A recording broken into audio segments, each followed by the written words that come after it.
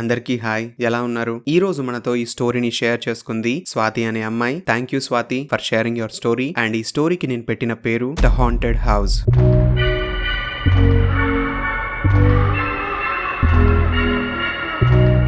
స్వాతి వచ్చేసి హైదరాబాద్ లో ఉండేది. తను ఒక ఐటీ ఎంప్లాయ్. యాక్చువల్లీ తను జాబ్ చేస్తూ అక్కడే ఒక హాస్టల్లో ఉండేది. ఒక రోజు సడన్ గా స్వాతికి ఒక కాల్ వస్తుంది. తన ఫ్రెండ్ అనురాధ కాల్ చేసి, హే స్వాతి, నేను కూడా నువ్వుండే ఏరియాలోనే అక్కడే ఒక మంచి కంపెనీలో నాకు కూడా జాబ్ వచ్చింది. సో ఫైనల్లీ నేను కూడా నీ దగ్గరలో ఉండబోతున్నాను. మనం ఎప్పుడైతే స్కూల్లో ఒకే దగ్గర ఉండి, కాలేజ్ లో ఒకే దగ్గర ఉండి బాగా ఎంజాయ్ చేస్తూ చదువుకునే వాళ్ళం కదా, అదే విధంగా ఇప్పుడు కూడా ఒకే దగ్గర ఉందాం. మళ్ళీ హాస్టల్ వద్దు మనకి, ఒక ప్లేస్ లో మంచి ఫ్లాట్ తీసుకుని అక్కడే ఉందాం మనము అని స్వాతితో అనగానే, అప్పుడు స్వాతి అంటుంది, అవును ఆ రోజులన్నీ చాలా మంచిగా ఉండేవి, నాకు కూడా చాలా బోరింగ్ గా ఉంటుంది ఎప్పుడు ఈ ఆఫీస్ వచ్చేసాయి, మనం ఒక మంచి ఫ్లాట్ తీసుకుందాము, వెతుకుదామని చెప్పి వాళ్ళిద్దరూ ఒక ఫ్లాట్ కోసం వెతకడం స్టార్ట్ చేశారు. అలా వెతుకుతున్న ప్రాసెస్ లో వాళ్ళకి ఒక మీడియేటర్ పరిచయం అయ్యాడు. అతను ఒక మంచి ఫర్నిచర్డ్ ఫ్లాట్ ఉంది, చాలా బాగుంది, ఒక్కసారి వచ్చి చూడండి మేడం అని చెప్పి వాళ్ళతో అంటాడు. సరే అని చెప్పి వాళ్ళ ఫ్లాట్ చూడడానికి వెళ్తారు. మంచి పీస్ఫుల్ ఏరియాలో ఉంటుంది, చాలా తక్కువ మంది క్రౌడ్ ఉంటారు అక్కడ. అయినా పర్లేదు, ఇల్లు బాగుంటే చాలు, కొంచెం ఫ్రీగా ఉండేటట్టు ఉంటే బాగుంటుంది అని వాళ్ళిద్దరు కూడా ఇల్లు చూడడానికి వెళ్తారు. ఆ ఇల్లు ఎలా ఉంటుందంటే, గేట్ ఇలా ఓపెన్ చేయడానికి వెళ్ళిన దగ్గర బయట అరుగులాగా ఒక చిన్నది కట్టు ఉంటుంది. గేట్ ఓపెన్ చేసిన వెంటనే లోపల బోర్ ఉంటుంది అనమాట, వాటర్ వస్తా ఉంటాయి కదా, అది ఉంటుంది. అండ్ దానికి పక్కన కొంచెం ముందుకు వెళ్ళగానే బయట ఒక బాత్రూమ్ ఉంటుంది. అండ్ దానికి ఇటు సైడ్ కి మొత్తం చెట్లు ఉంటాయి. ఇటు సైడ్ రాగానే కార్ పార్కింగ్ చేసుకోవడానికి ఒక స్పేస్ ఉంటుంది. దాని పక్కనే మెట్లు ఉంటాయి. ఆ మెట్లు ఎక్కి పైకి వెళ్తే బిల్డింగ్ ఉంటుంది అనమాట, పైన టెర్రస్ ఉంటుంది. అండ్ ఆ గేట్ కి ఎగ్జాక్ట్లీ మెయిన్ ఎంట్రన్స్ ఉంటుంది ఇక్కడ. అండ్ దీనికి ఇలా గోడ ఉండి ఇక్కడ నుంచి ఇంకొక ఎంట్రన్స్ ఉంటుంది. సో ఆ మెయిన్ డోర్ నుంచి లోపలికి ఎంటర్ కాగానే హాల్ ఉంటుంది. అక్కడ మంచి సోఫాలు ఉంటాయి. అలా కొంచెం ముందుకెళ్తే అక్కడ కిచెన్ ఉంది. కిచెన్ లో ఫ్రిడ్జ్ కూడా అవైలబుల్ ఉంది. అలా కొద్దిగా లోపలికి వెళ్ళి చూస్తే 2 బెడ్రూమ్స్ ఉన్నాయి. 2 బెడ్రూమ్లలో 2 బెడ్స్ ఉన్నాయి. అండ్ ఒక రూమ్ లో వచ్చేసి ఒక బీరువా ఉంది. ఇంకో రూమ్ లో వచ్చేసి క్లాజెట్స్ ఇట్లా గోడకే ఉంటాయి కదా, అవి అటాచ్ చేసినవి ఉన్నాయి. సో వాళ్ళు లోపల ఉండే రూమ్స్ అన్ని చూసుకుని బయటకు వచ్చారు. బయటికి రాగానే హాల్లో అలా కార్నర్ సైడ్ కి ఒక రూమ్ ఉంది.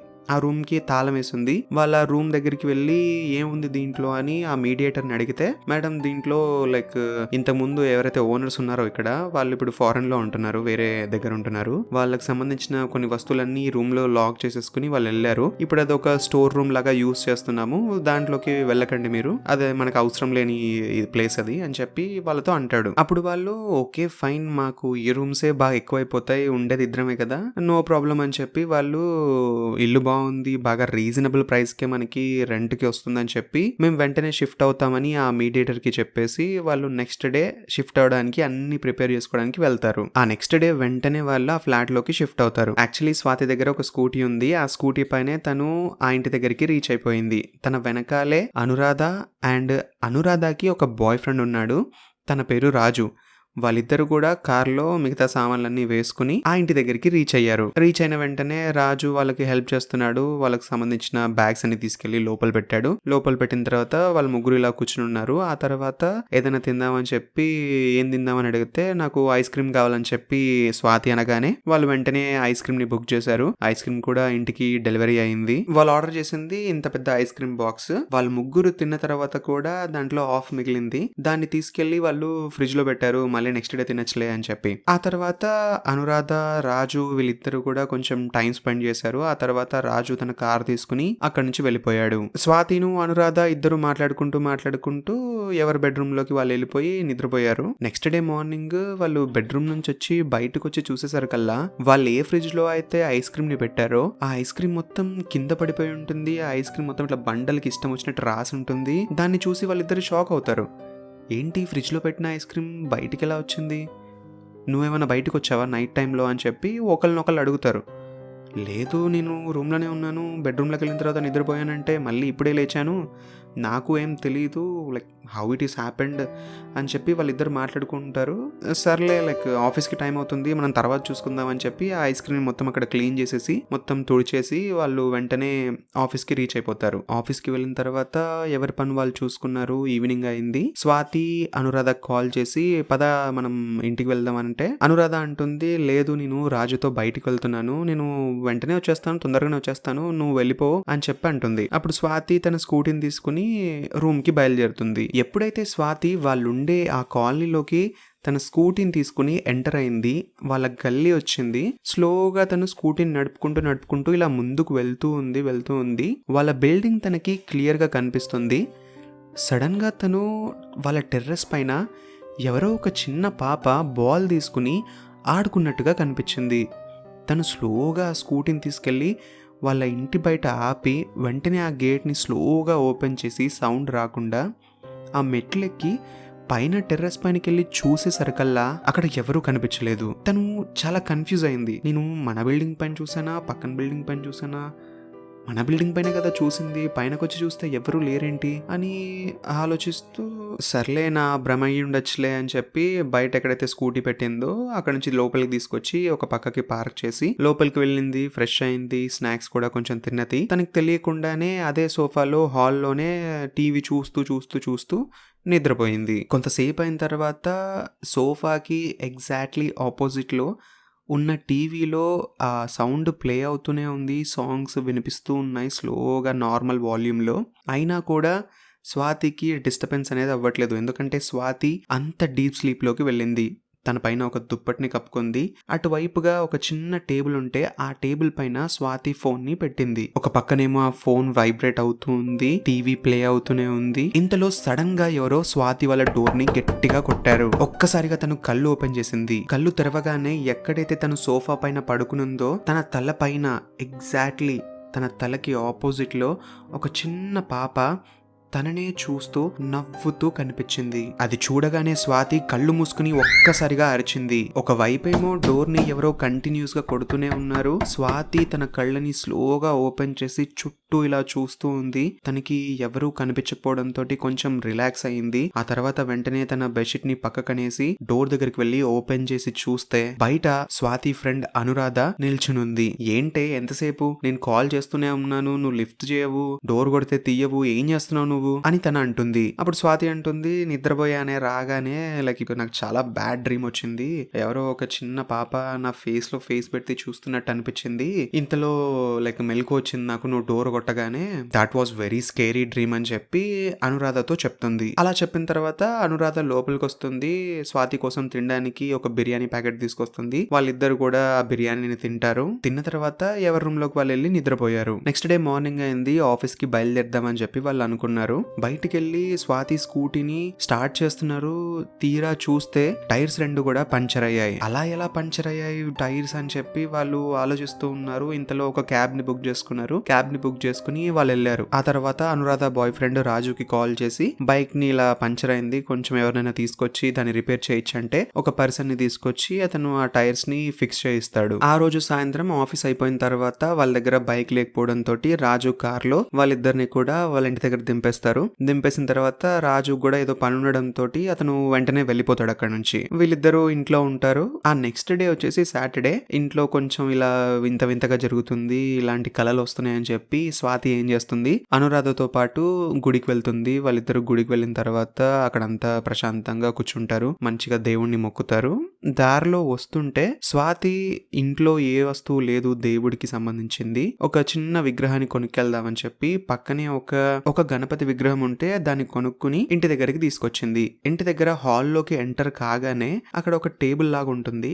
ఆ టేబుల్ పైన ఆ విగ్రహాన్ని పెట్టిన తర్వాత వాళ్ళిద్దరు నైట్ అయింది, తిన్నారు. తిన్న తర్వాత ఎవరి రూమ్ లోకి వాళ్ళు వెళ్ళి నిద్రపోయిన తర్వాత ఆ రోజు మాత్రం స్వాతికి ఎటువంటి ఇబ్బంది లేదు, చాలా ప్రశాంతంగా నిద్రపట్టింది. ఆ నెక్స్ట్ డే సండే అనురాధ వచ్చేసి తన బాయ్ ఫ్రెండ్ తో బయటికి వెళ్దాం అనుకుంది. స్వాతిని కూడా రమ్మని చెప్పి అడిగింది. కానీ స్వాతి నాకు కొంచెం వర్క్ ఉంది అండ్ హెల్త్ కూడా అంత బాలేదు, మీరిద్దరు వెళ్ళరండి అని చెప్పి వాళ్ళతో అనగానే వాళ్ళిద్దరు కూడా బయటికి వెళ్ళిపోతారు. వాళ్ళిద్దరూ వెళ్ళిపోయిన తర్వాత స్వాతి తన వర్క్ తను చేసుకుంది కొద్దిసేపు. లంచ్ టైం అయ్యేసరికల్లా కొంచెం ప్రిపేర్ చేసుకుంది ఫుడ్. తిన్న తర్వాత లైట్‌గా నిద్రొచ్చినట్టు అనిపిస్తే తన బెడ్‌రూమ్‌లోకి వెళ్ళింది. నిద్రపోయింది. తను ఎప్పుడైతే నిద్రపోయిందో అప్పుడు టైం వచ్చేసి ఎగ్జాక్ట్‌లీ 2 అవుతుంది. ఆఫ్టర్ సమ్ టైమ్ 6:30 అయింది. 6:30 కాగానే తన ఫోన్‌లో అలారం మోగింది. వెంటనే తను నిద్ర లేచి అలారంని ఆఫ్ చేసి ఫ్రెష్ అయ్యి తన ల్యాప్టాప్ ని తీసుకుని అదే బెడ్ పైన కూర్చుని తన వర్క్ ని కంటిన్యూ చేస్తుంది. కొంతసేపు అయిన తర్వాత ఒక చిన్న టేబుల్ టెన్నిస్ లాంటి బాల్ తోటి ఎవరో ఆడుకుంటున్నట్టు పదే పదే ఆ సౌండ్ తనకి వినిపించడం స్టార్ట్ అయింది. స్టార్టింగ్ లో తనంతా పట్టించుకోలేదు, కానీ ఆ సౌండ్ అనేది ఎక్కువ అవడంతో తన అటెన్షన్ అనేది దానిపైనకి వెళ్ళింది. ఏంటి సౌండ్ ఎక్కడి నుంచి వస్తుందని చెప్పి తన ల్యాప్టాప్ ని ఇలా పక్కన పెట్టి బెడ్ పై నుంచి కిందకి దిగి హాల్లోకి ఎంటర్ అయింది. హాల్లోకి ఎంటర్ కాగానే ఏదైతే అక్కడ స్టోర్ రూమ్ ఉందో దానికి లాక్ చేసి ఉంది కదా, ఆ రూమ్ లోంచి వస్తున్నట్టుగా తనకు అనిపించింది. ఆ రూమ్ దగ్గరికి వెళ్తుంది. ఆ డోర్కి కింద ఒక చిన్న గీత ఉంటుంది కదా, దాంట్లోంచి వెలుతురు కనిపించింది. తనకి ఏం అర్థం కాలేదు. లోపల ఎవరు లేరు, లైక్ లైట్ ఎలా వేశారు, ఇన్ని రోజులు లైట్ ఆన్లో లేదు కదా, అలా ఎలా లైట్ ఆన్ అయింది అని ఆ డోర్ దగ్గరికి వెళ్ళి ఇలా చెవు పెట్టి వింటూ ఉంటే లోపలెవరో టేబుల్ టెన్నిస్ ఆడినప్పుడు సౌండ్ వస్తుంది కదా, ఆ విధంగా లోపల నుంచి సౌండ్ వస్తుంది. ఆ సౌండ్ని విన్న తర్వాత తనకి ఒక రకమైన టెన్షన్, భయం స్టార్ట్ అయ్యాయి. తను వెంటనే ఆ డోర్ని కొట్టి ఎవరున్నారు లోపల, ఏం చేస్తున్నారు, ఎవరక్కడ అని ఇలా అరవడంతో లోపలున్న ఆ సౌండ్స్ అన్నీ ఒక్కసారిగా ఆగిపోయాయి. ఆ తర్వాత తనకి భయం వేసి వెంటనే తన బెడ్రూమ్లోకి వెళ్ళిపోయి లాక్ వేసుకుని తన ఫ్రెండ్కి కాల్ చేసి నువ్వెంత తొందరగా వీలైతే అంత తొందరగా ఇంటి దగ్గరకు వచ్చేసే అని చెప్పి తనతో అనగానే అనురాధ కూడా స్వాతి వాయిస్ లో ఒక టెన్షన్ ని అబ్జర్వ్ చేసి వెంటనే రాజుని తీసుకుని ఇంటికి వచ్చేస్తుంది. ఇంటికి వచ్చేసిన తర్వాత జరిగిందంతా తనకు చెప్తుంది. లోపల నుంచి అయితే సౌండ్స్ వస్తున్నట్టు అనిపిస్తుంది, అది ఇదనంటే నువ్వు స్ట్రెస్ లో ఉండుంటావు, ఏదో లైక్ భ్రమపడి ఉంటావు, అది ఇది అని చెప్పి తను అనురాధ స్వాతితో అనగానే తను కూడా రిలాక్స్ అయ్యి ఆ రోజు స్వాతి పక్కనే అనురాధ కూడా నిద్రపోయింది. రాజు ఏమో తన కార్ తీసుకుని తను రిటర్న్ అయిపోయాడు. కొంతసేపు అయిన తర్వాత స్వాతికి సడన్ గా మెలకు వచ్చింది. ఎవరో ఆ రూమ్ లో ఒక కార్నర్ నుంచి తననే అబ్జర్వ్ చేస్తున్నట్టుగా అనిపించింది. సరే ఎవరైనా ఉన్నారేమో లైట్ వేసి చూద్దామని తన చెయ్యి స్విచ్ బోర్డ్ దగ్గరికి వెళ్తూ ఉంది. తన తల ఇలా తిప్పగానే ఒక చిన్న పాప తన కళ్ళ ముందుండి ఒక్కసారిగా స్వాతి చెంపమైన గట్టిగా కొట్టింది. అలా గట్టిగా అరవడంతో పక్కనే ఉన్న అనురాధ నిద్ర లేచింది. స్వాతి చెయ్యి ఆ స్విచ్ బోర్డ్ పైన పడగానే లైట్లు కూడా ఆన్ అయ్యాయి. ఏమైంది, ఎందుకలా అరిచావని చెప్పి అనురాధ అడగడంతో ఎవరో కొట్టినట్టు అనిపించింది నాకు ఇక్కడ చెంప పైన అని చెప్పి తన చెంప ఇలా చూపెట్టింది. అక్కడ మొత్తం రెడ్ గా అయిపోయి నిజంగా ఎవరో కొట్టినట్టుగానే అనురాధకు కూడా కనిపించింది. అనురాధ కూడా షాక్ లో ఉంది. అలా ఎలా జరుగుంటుంది, ఎవరు లేనిదే రూమ్ లో అని చెప్పి ఇలా చూస్తూ ఉంటే స్వాతి చెయ్యి పైన మొత్తం ఇలా గీరేసి కనిపించింది అనమాట. మొత్తం చిన్న పిల్ల గోర్లతోటి ఈ హ్యాండ్కి మొత్తం గీరేసినట్టు కనిపించింది. ఇలా బ్లడ్ లైట్గా కారుతూ ఉంది. ఆ తర్వాత అనురాధ తన ఫ్రెండ్ చేతికి మొత్తం ఫస్ట్ ఎయిడ్ కిట్ తీసుకొచ్చి ఇలా బ్యాండేజ్ చేసింది. స్వాతి చేతులు చాలా లైక్ నొప్పిలేస్తా ఉన్నాయి, ఆ మంటలేస్తా ఉంది. అనురాధ తన బాయ్ ఫ్రెండ్ రాజుకి కాల్ చేస్తూ ఉంది, కానీ అతనేమో ఫోన్ లిఫ్ట్ చేయట్లేదు. ఆ అర్ధరాత్రి పూట వాళ్ళకి బాగా టెన్షన్ అవుతూ ఉంది, అలా ఎలా జరుగుంటుందని చెప్పి. అదే భయంతో వాళ్ళిద్దరు కూడా నిద్రపోయారు. నిద్రపోయిన తర్వాత నెక్స్ట్ డే మార్నింగ్ స్వాతి అలా బెడ్ పైన పడుకునే ఉంది. అనురాధ ఇలా వాష్రూమ్ లోకి వెళ్ళి బ్రష్ చేస్తూ ఉంటుంది. వాష్రూమ్ లో ఒక మిర్రర్ ఉంటుంది. ఆ మిర్రర్ లో ఎవరో ఒక చిన్న పాప తనకి సడన్ గా కనిపిస్తుంది. సడన్ గా కనిపించగానే వెంటనే ఆ బ్రష్ ని అక్కడ పడేసేసి స్వాతి దగ్గరికి వెళ్ళిపోతుంది. స్వాతి దగ్గరికి వెళ్ళిపోయి నాకు కూడా ఎవరో చిన్న పాప కనిపించారు, అద్దంలో కనిపించారు అని చెప్పి. అప్పుడు స్వాతి అంటుంది, చెప్పాను కదా ఒక పాప నాకు ఇలా కనిపిస్తుందని, చెప్పిన ప్రతిసారి భ్రమ భ్రమ భ్రమ అన్నావు, ఇప్పుడు చూసావు కదా నైట్ ఇలా జరిగింది, ఇప్పుడు నీకు కనిపించింది, నాకు నిజంగా భయంగా ఉంది, మనం ఇక్కడి నుంచి వెళ్ళిపోదాము అని చెప్పి తను అనురాధతో అనగానే తను రాజు కాల్ చేసింది. రాజు కాల్ లిఫ్ట్ చేసిన వెంటనే ఏమైందిరా, నీకు నైట్ మొత్తం కాల్ చేస్తున్నా, ఏమైపోయావు నువ్వు అర్జెంట్ గా ఇంటికి రా, వెంటనే రూమ్ దగ్గరికి వచ్చేసే నువ్వు అని రాజుతో అనగానే వెంటనే రాజు తన కార్ తీసుకుని అక్కడికి వస్తాడు. రాజుకి జరిగిందంతా ఎక్స్ప్లెయిన్ చేస్తారు. సరే అని చెప్పి వాళ్ళు ముగ్గురు ఇంట్లోంచి బయటికి వెళ్ళిపోతారు. బయటికి వెళ్ళిపోయిన తర్వాత కార్ లో కూర్చుని ఉంటారు. కార్ లో కూర్చున్న తర్వాత అప్పుడు రాజు అంటాడు, మా ఊర్లో ఊర్లో ఒక మంత్రగాడు ఉన్నాడు. వాడు ఇలాంటి వాటిని బాగా డీల్ చేస్తాడు. అతనికి మంచి పేరుంది. నేను వెంటనే అతన్ని కాంటాక్ట్ అవుతాను. ఏదైనా సొల్యూషన్ దొరకచ్చేమో అని చెప్పి అలా అన్న వెంటనే రాజు తన ఫ్రెండ్ కాల్ చేసి ఇలా అవైలబుల్ ఉన్నాడా, మేము కొంచెం మాట్లాడాలి అని చెప్పి చెప్తాడు. అప్పుడు తన ఫ్రెండ్ అంటాడు, లేదు అతను కొంచెం బయటికి వెళ్ళాడు వేరే పని పైన. ఈవినింగ్ 6:30 అవుతుంది. ఆ టైంలో అతను అవైలబుల్ ఉంటాడు. ఆ టైంలో కాల్ చేయరా, నేను మాట్లాడిస్తా అంటాడు. ఫోన్ కట్ చేసిన తర్వాత వాళ్ళు ఇంట్లోకి వెళ్లకుండా ఎక్కడైనా రెస్టారెంట్ కి వెళ్ళి తిందాము, బయటే ఉందామని చెప్పి వాళ్ళు ఒక రెస్టారెంట్ కి వెళ్తారు. రెస్టారెంట్ కి వెళ్ళిన తర్వాత వాళ్ళు తింటారు. తిన్న తర్వాత స్వాతి అంటుంది, నాకు అర్జెంట్ గా ల్యాప్టాప్ కావాలి, కొంచెం వర్క్ ఉంది, మరి హ్యాండ్స్ పెయిన్ ఉన్నాయి, ఎలా నువ్వు వర్క్ చేస్తావంటే, లేదు అది అర్జెంట్ గా అవసరము, కొంచెం అర్జెంట్ గా చేసేయాలి, కొద్దిసేపే వర్క్, ల్యాప్టాప్ తెచ్చుకుందాం అని చెప్పి తను అనడంతో వెంటనే వాళ్ళు కార్ ని స్టార్ట్ చేసి వాళ్ళ ఏరియాకి వెళ్తారు.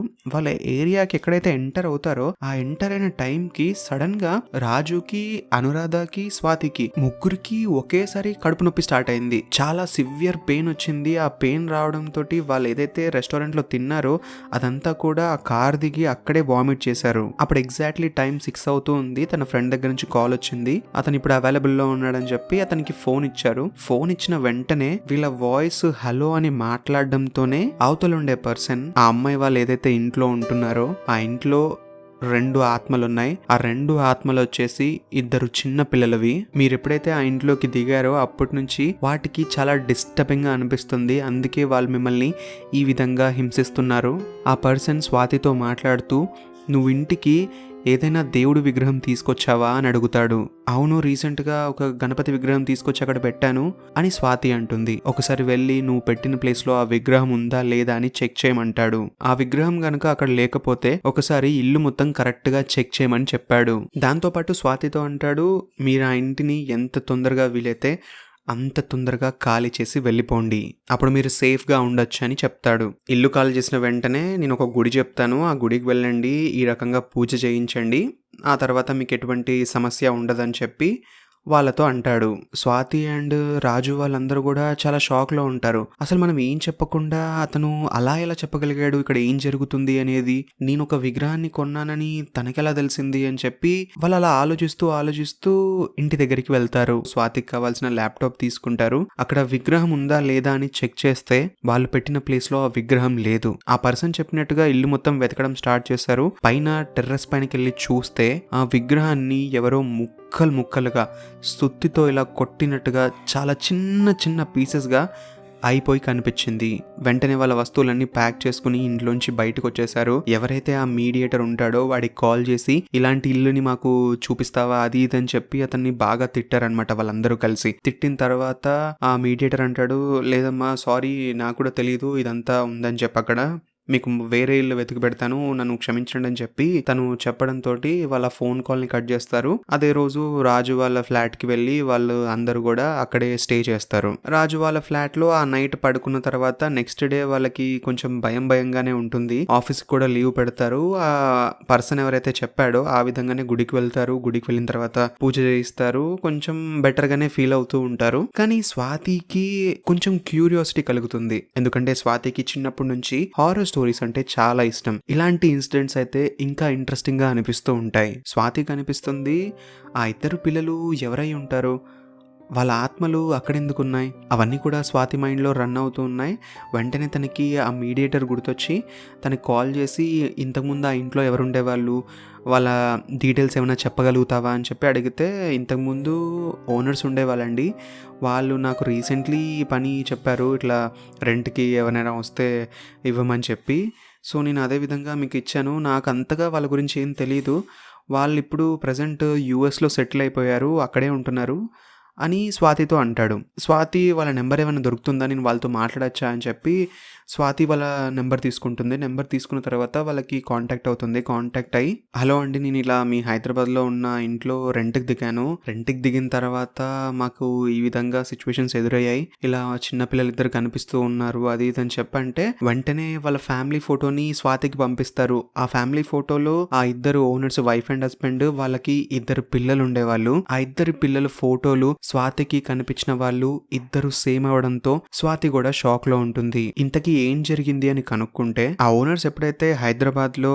ఆ ఇంట్లో ఉన్నప్పుడు వాళ్ళ ఇద్దరు పిల్లలు ఒక రోజు బిల్డింగ్ పైన ఆడుకుంటూ కింద పడిపోయి చనిపోయారు. ఆ తర్వాత వాళ్ళు చాలా డిప్రెషన్ లోకి వెళ్లారు. ఆ ఇంట్లో ఉంటే ఆ పిల్లలే గుర్తొస్తారని చెప్పి వాళ్ళు అక్కడ నుంచి ఖాళీ చేసి యుఎస్ కి వెళ్ళిపోయారు. ఆ విధంగా స్వాతికి ఆ పిల్లలు ఎవరు అనే నిజం తెలిసింది. ఆ యుఎస్ లో ఉండే కపుల్స్ వాళ్ళ పిల్లల గురించి ఈ విధంగా వినగానే వెంటనే హైదరాబాద్ కి రీచ్ అయ్యారు.